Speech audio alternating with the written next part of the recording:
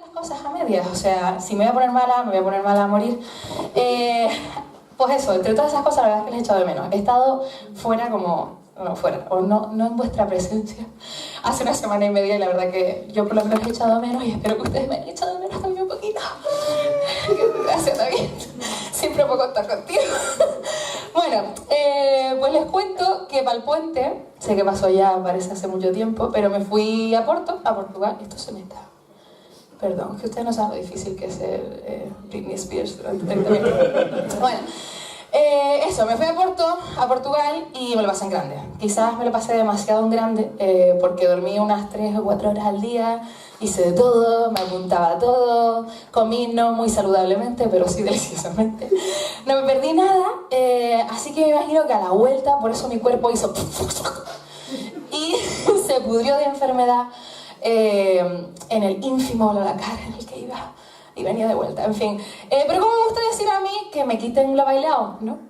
Pues eso. Y aunque hoy en día sí es cierto que suelo tender a la espontaneidad y a decir que sí a todo, e intentar no perderme nunca ninguna aventura, la verdad es que ¿conocen la palabra FOMO? O sea, FOMO en inglés significa Fear of Missing Out. Esa frase define mi existencia.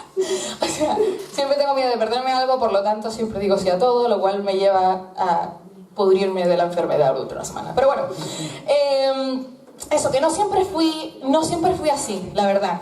O sea, cuando era mucho más pequeña, o sea, era una de esas niñas, ¿cómo decirlo? Que coloreaban entre las líneas, ¿ustedes me entienden? O sea, dentro de las líneas. Eran esas niñas, yo qué sé, princesitas. Siempre me portaba bien. Es que mírenme, qué bonita, por favor. Era súper obediente. Y bueno, la verdad es que de tan buena que era hasta tonta, ¿saben? O sea, ¿quién aquí es el hermano o hermana mayor de su familia? Joder, qué poquito. Ah, vale, vale. Yo también. Menos mal, que no soy la única. Pues eso, yo soy la hermana mayor, la primera nieta y sobrina por ambos lados de la familia, lo cual uno pensaría que jolín, me daría como un super poder sobre los demás. Pero no. Como les decía, de pequeña era tan buena que era tonta. O sea, por ejemplo, mi hermana, en su muy temprana edad, tenía la fea manía, ya no lo hace, ¿no? Tenía la fea manía de tratarme como su juguete masticable. Es decir, me mordía como si no hubiera mañana. Pero no se crean que era un plan todo inocente, ¿sabes? O que le estaban saliendo los dientes, lo típico de los niños de edad. No. O sea, ya le habían salido los dientes. Y sabía muy bien lo que hacía. O sea, esperaba verme sola, ¿no? Le brillaban de repente los ojitos justo antes de cometer su crimen. Y luego corría hacia mí y me pegó una mordida que me dejaba llorando. O sea, era una bestia, te lo juro. O sea, y yo, de idiota, en vez de, yo qué sé, darle una hostia, ¿no? O sea, tengo 4 años más que la niña esta puñetera. Pues no. ¿Sabes? Yo lloraba amargamente y me chivaba a mis padres. Los cuales, en vez de consolarme o echarle la bronca a mi hermana, no. Me echaban la bronca a mí por dejarme morder por mi hermana. En fin, que si le digo la verdad, o sea, yo saco esta historia a relucir, se los echo en cara y tal, y todos se ríen, o sea, les parece que te cagas, ¿sabes? Pero el trauma de la mordida a mí no me la quita nadie, o sea, lo recuerdo. Así que bueno, obviamente, es un milagro que yo y mi hermana seamos mejores amigas hoy por hoy, la verdad. Pero bueno, les cuento todo esto para que se hagan una idea de lo buena y tonta e increíblemente dócil que era. En general siempre me portaba muy bien, era muy obediente, dejaba que mi madre me vistiera con esos vestidos ridículos, o sea, no este, a ver, el que teníamos antes era de la boda de mi tía, pero en general iba así con vestidos floripondios en todo momento, o sea, no saben. En fin, y yo así, mi madre me vestía, era una muñeca, o sea, no sé. Pues eso, hacía todo lo que me decían, era cariñoso con la familia. Luego más adelante, obviamente no seguí vistiéndome así, pero luego más adelante pues era la que siempre sacaba las buenas notas y mi hermana era pues mi hermana, a quien siempre le dio igual lo que pensaba la gente, y la verdad es que siempre envidié eso de ella, porque yo creo que yo por lo menos, por mi parte, yo hacía todas esas cosas porque tenía mucho miedo de decepcionar a mis padres. O sea, creo que a veces, en el fondo a veces aún lo tengo, ¿sabes? Y aunque creo que ellos jamás nunca pusieran como esa presión que yo me llevaba encima, siempre sentí que necesitaba ganarme su aprobación. Necesitaba ser la buena, la simpática y agradable, la perfecta, la que hacía las cosas bien y nunca se saltaba las reglas, la que complacía a todos. Porque así, pues, mis padres me querrían, y no solo mis padres, así le caería bien a todo el mundo, así tendría la aprobación de todos y, pues, me iría bien en general. Tendría una buena vida. Porque obviamente, ¿quién no quiere ser la persona perfecta que le cae bien a todo el mundo? O sea, y la verdad es que no sé por qué me importaba todo eso tanto, ni por qué de tan pequeña desarrollé esa forma de ver la vida o mis relaciones, sobre todo las más cercanas. Pero fue así durante mucho tiempo y eso fue... Es que está Sheldon y Peggy aquí de visita. Hola Sheldon y Peggy. Pero bueno, obviamente pues la forma en la que hacía esto marcaba cómo me relacionaba con ellos, ¿no? El tener este pensamiento o esta perspectiva acerca de la vida, ¿no? Y la cuestión es que aquí todos tenemos diferentes formas de relacionarnos con nuestros padres, o con nuestras familias, o con el mundo en general, ¿no? O sea, tenemos diferentes dinámicas que hemos ido desarrollando o posturas que hemos tomado en cuanto a esas diferentes relaciones. Por algún motivo u otro, y si somos sinceros, muchos también hemos tomado una u otra postura en cuanto a Dios. O nos relacionamos con Dios de acuerdo a esa postura. Creas en una deidad o no, ¿vale? De hecho, creo que eso es parte de ello también. Bueno, se preguntarán que por qué he contado esa historia y qué tiene que ver con mi postura ante Dios. Pues tranquis, que para aquellos que han venido aquí antes, saben que nos encanta contar algo pseudo aleatorio que tiene que ver con lo que vamos a hablar. Así que les prometo que esto tiene que ver con mi relación con mis padres. O sea, que mi relación con mis padres y el resto de la gente durante mucho tiempo definió cómo veía mi relación con Dios. Pero voy a hablar de eso un poco más adelante. Pero por ahora les quiero presentar nuestra siguiente serie de charlas. Y la razón por la que les he contado este rollo. Y última del Quatrin, que se llama Con Chan. Tenemos un site. Ok. Es precioso, ¿verdad? Bueno. No se preocupen que en vivo, sin ser Leticia, ninguno de nosotros queremos darle una clase de lengua castellana o ninguna otra lengua. Si se la perdieron en el último micro abierto, no tiene una gran lección de lengua alemana, según. Pero bueno, es simplemente que como somos una asociación de carácter cristiano, pues nos gusta hablar de Dios en estas charlas. Y en las siguientes semanas vamos a estar tratando 4 posturas o 4 formas diferentes en las que la gente se relaciona con Dios. Y el problema que cada una de ellas representa o presenta. Cada una está representada por cada preposición que ven ahí. Siguiente. Gracias. Y pues a mí hoy me ha tocado hablar del concepto bajo Dios o debajo de Dios. Pero antes de meterme a eso, tenemos que remontarnos al principio de todos los tiempos, a la creación del mundo y la humanidad. No se preocupen, no me voy a enrollar mucho. Y de verdad que les recomiendo que lo busquen y lo leen por su cuenta. Pero bueno, en los primeros capítulos de la Biblia, en el Génesis del 1 al 3 más o menos, se nos relata a través de un hermoso poema no solo cuál fue el comienzo del mundo, sino lo más importante, el por qué fuimos creados, el por qué la existencia humana en relación a Dios. A resumidas cuentas, encontramos un Dios que crea un mundo hermoso, con criaturas y fenómenos hermosos, y donde planea vivir y convivir con su creación cúspide, la humanidad. Y la humanidad es su creación cúspide, no solo porque lo diga ahí, sino porque Dios la crea a su imagen y semejanza, con la capacidad no solo de decidir y de crear, sino de relacionarse. Es más, con la necesidad y deseo de relacionarse. Porque el carácter de Dios en sí es relacional, comunitario. Y es por eso que la humanidad es relacional y comunitaria. Pero va más allá. El punto de crearnos era para que estuviéramos con Dios, para que viviéramos con Él en este mundo hermoso que había creado, para que cuidáramos y disfrutáramos. O sea, fuimos creados para tener una relación y estar en relación con Él y con nosotros y todo chachi. Bueno, sin embargo sigue la historia y los humanos, representados en Adán y Eva, no se conformaron con eso. No les pareció suficiente y querían el control aparte de Dios, querían ser sus propios dioses. Así que pusieron distancia entre Dios y ellos y a partir de ahí todo se desmorona. El mundo entra en caos y en desastre y desesperanza. Y bueno, la historia y mensaje que sobrecogen toda la Biblia y la historia de Dios es que desde ese entonces Dios ha estado intentando por activa y por pasiva devolvernos a ese estado de relación con Él, de comunión plena, donde no hay temor ni maldad, donde podemos ser quien verdaderamente somos y para lo que fuimos creados. Es una historia de restauración y reconstrucción, de acortar esa distancia en la relación entre nosotros. Sigue haciéndolo hoy y lo seguirá haciendo hasta el final, hasta que volvamos a estar con Él. Pero, sin embargo, o sea, lo que ahora compartimos, creas o no en Dios, ¿no? O sea, este mundo que compartimos ahora es un mundo en el que hay caos y confusión. No siempre podemos predecir lo que nos puede pasar. La injusticia y la maldad parecen vencer casi todo el tiempo. Hay escasez y por eso buscamos adquirir cómo suplir nuestras necesidades o cómo sobrevivir. O sea, la vida misma es la peor escasez que existe. Estamos todo el rato intentando alargarla. Y en definitiva, reconozcamos que mucha parte de nuestra existencia incluye tener miedo. Tenemos miedo de todas estas cosas y de todo lo que no podemos controlar. Y es precisamente por ese miedo y deseo de control por lo que intentamos controlar de alguna forma a Dios o a esas fuerzas desconocidas, a través de la religión o la espiritualidad o lo que sea. Así que lo que vamos a explorar esta semana es cada una de estas formas de relacionarnos o no con Dios, representadas en esas preposiciones, como las de nuevo, porfis. Bajo Dios, por encima de Dios, de o proveniente de Dios y para Dios. Todas estas 4 son un intento inútil de mitigar nuestros miedos a través de ejercer un cierto control sobre fuerzas naturales o sobrenaturales.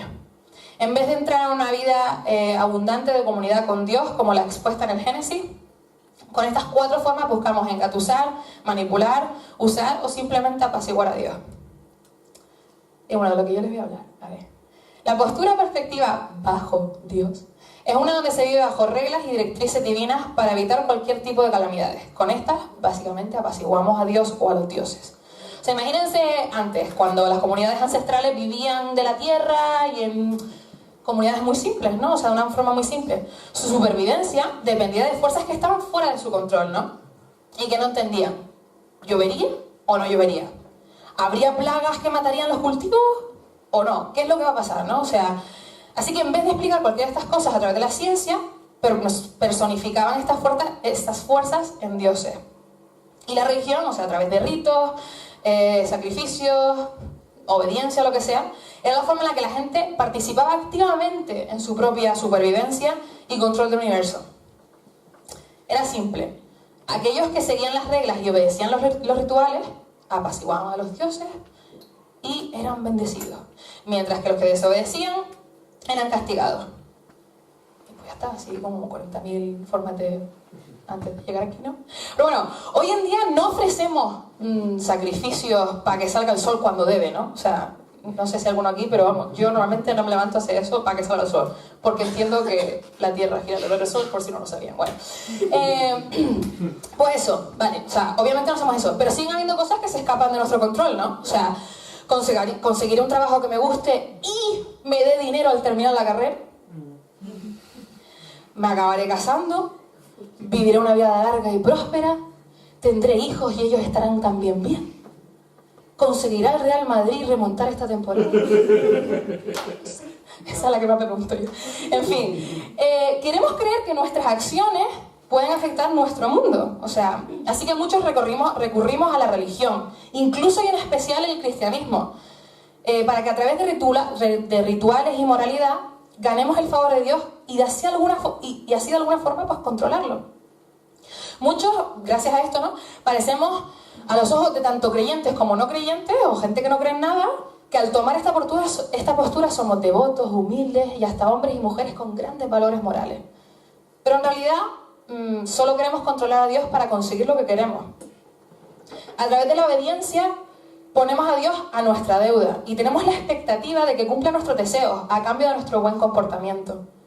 Es más, a muchos cristianos, por no hablar de otras religiones, no hablo de la mía, se les ha dicho que si obedecen los mandamientos de Dios, la alaban, dan dinero en la iglesia, se abstienen de inmoralidad, pues entonces Dios bendecirá su vida.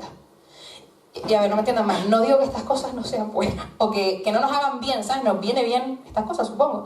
Pero ¿qué pasa cuando después de todo eso, o sea, haces todo lo correcto, y a pesar de estudiar muchísimo, no apruebas las asignaturas y no te sacas la carrera? ¿O no entras en el máster que querías? ¿O no consigues ese trabajo que tanto deseabas? ¿O no acabas teniendo una gran familia? ¿O simplemente la vida no ha salido como planeabas? Cuando el trato con Dios parece ser que al final no funcionó, que todo fue una estafa, es lógico que muchos recurramos al cinismo y a poner aún más distancia con Dios. Y bueno, no solo esto, o sea, yo creo que además, para los que sobrevivimos al cinismo, más o menos, en nuestro intento de controlar y mitigar nuestros miedos, acabamos teniendo aún más miedo. Porque nos preocupa vivir bajo la mirada intensa de un Dios que está a la espera de que la caguemos para castigarnos. Algo de lo que se aprovechaban y se aprovechan muchos líderes religiosos para convertir la fe en un dogmatismo. Es decir, ya que la bendición o calamidad es un resultado de la obediencia a Dios, vigilan una adherencia estricta a un código moral y cumplimiento de límites y reglas. Usan el miedo y el control como forma de relacionarse con Dios para supuestamente ayudarnos a superar ese miedo y necesidad de control. Pero obviamente eso se cae por su propio peso, porque usas lo mismo para superar lo mismo, no tiene sentido. Bueno, Jesús habló de esto hace 2000 años. La cultura, o sea, no es nada nuevo, ¿vale? La cultura judía vivía con este entendimiento de Dios. Dios bendecía a los justos o buenos y maldecía a los injustos o malos. Si obedecías sus mandamientos, evitarías enfermedades, acumularías riqueza y serías querido por Dios y los hombres. Por lo tanto, quienes tenían bienes materiales eran vistos como buenos, mientras que aquellos que sufrían era porque eran pecadores horribles. Y además de esto en la Biblia, y les invito a investigar más o preguntarnos más o lo que sea, pero hay dos historias de Jesús en especial que quiero compartir que muestran su postura en cuanto a este asunto.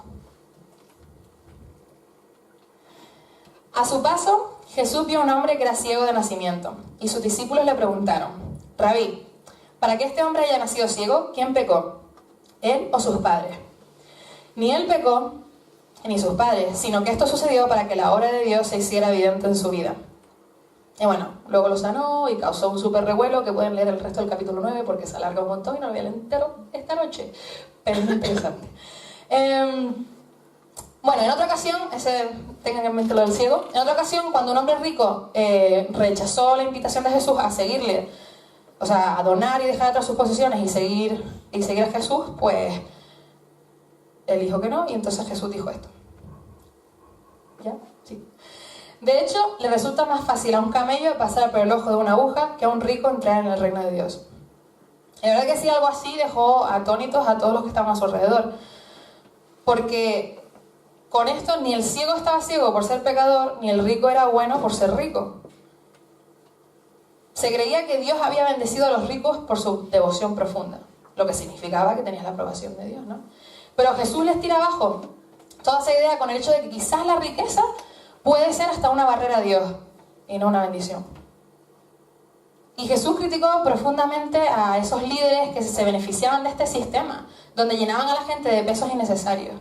Y confrontó la hipocresía de esos opresores, que empujaban una vida bajo Dios, forzando a todos a seguir rituales y mandamientos, fijándose únicamente en las acciones exteriores y visibles, o sea, el hacer todas las cosas correctas, mientras que sus corazones estaban podridos.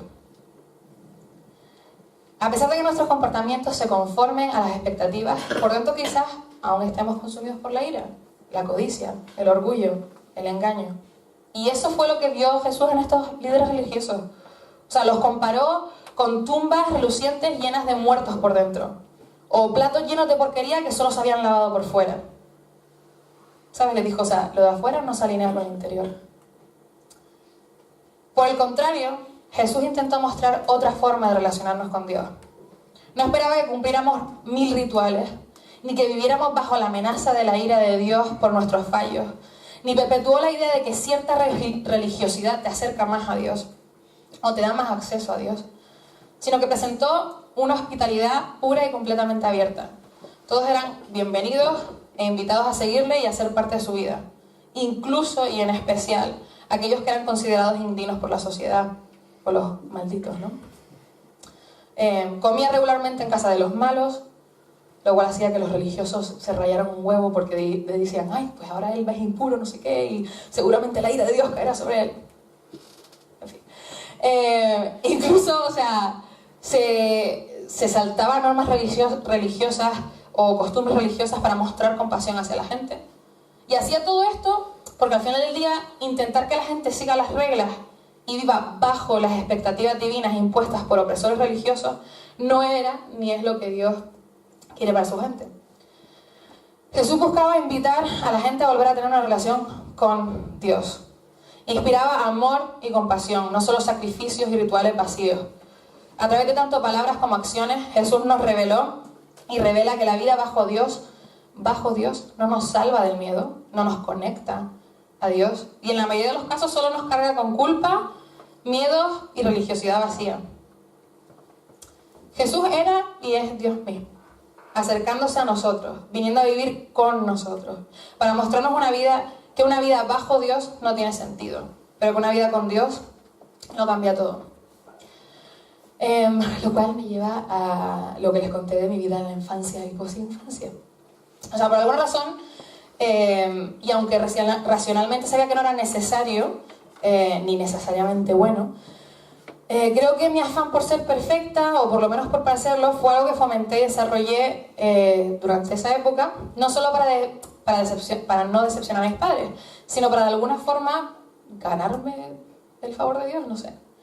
Y aunque por dentro no siempre, más bien casi nunca me sintiese así, por fuera mantenía la fachada de niña buena, que no hacía nada mal, lo que por desgracia no era la forma en la que me relacionaba con el mundo entero y con Dios mismo. O sea, con esta versión de Eva aparentemente perfecta, haciendo lo que debía, marcando todas las cajitas de niña buena y educada a los ojos de los demás, mantenía a todos a una distancia y controlaba así lo que la gente pudiese pensar de mí. Así me podía ganar el aprecio de todos y también la bendición de Dios. Así tendría la vida que siempre había querido. Sin embargo, no era solo la presión de vivir bajo Dios, algo increíblemente agotador, con un miedo a cagarla que me consumía y algo que no me dejaba vivir cuando la cagaba en sí, lo que pasa es que nadie lo sabía, ¿no? Sino que en realidad no dejaba a nadie entrar verdaderamente o conocerme verdaderamente, ni mucho menos a Dios. Según yo era más fácil esconder lo podrido que tenía dentro, aparentar todo lo correcto y mantener a todos a una distancia segura. Pero bueno, no termina ahí. O sea, gracias a Dios, en algún momento, alrededor de mis 18 o así, comencé a darme cuenta de que hacer todo lo correcto no era el propósito de mi vida, pero vivir con Dios sí. Comprendí que Dios buscaba y busca una relación real conmigo y con todos nosotros. Una que implica honestidad y transparencia y amor incondicional. Dios quería y quiere estar conmigo, quiere ayudarme, quiere ser mi buen padre, mi amigo y tantas cosas más. O sea, lo ha demostrado a lo largo de la historia, en Jesús mismo y por lo menos para mí en mi vida también, en mi día a día. Y la verdad es que me alegra hoy vivir con Dios en vez de bajo Él. Hay gente que se pega toda una vida viviendo bajo Dios, de alguna forma u otra, o sea, manteniendo la distancia y creyendo que lo manipula o apacigua con hacer lo correcto. O hay gente que incluso abandona la idea de Dios y no quiere saber nada del asunto, o se vuelven cínicas, precisamente porque le ha quemado esta perspectiva, en la que para relacionarse con Dios habría que estar bajo Dios. Y no sé, quizás tú eres una de esas personas, quizás te han vendido una versión de vida espiritual en la que solo cabe, o sea, esa es la única forma, estar bajo Dios. Con miedo y la presión incesante de no cagarla. O quizás te has rendido por completo o rechazado la idea porque al final las cosas no salen como quieres y pues el trato ha resultado ser una estafa. Pues seas quien seas, me gustaría que hoy y en las siguientes semanas le dieras quizás la oportunidad a este Dios que quiere estar contigo, que no está ahí arriba esperando a machacarte cuando la cagues y darte regalos cuando no y punto, sino que desea ser parte de tu vida. Te invito a que quizás abrirte con una o más personas. Ábrete acerca de tus miedos e incertidumbres. Sé honesta contigo misma y con otros. Incluso atrévete a ser honesto con Dios. Atrévete a conectar de una forma real con otras personas, a mostrarle a alguien o a Dios quién eres verdaderamente y a reconocer que no lo tienes todo bajo control ni eres perfecto. Te invito a que le des una oportunidad a este concepto de una vida con Dios, donde te dejas abrazar y recibir por quien te creó y le das cabida a una vida llena de libertad, fe, esperanza y amor. Gracias. Y ahora vamos a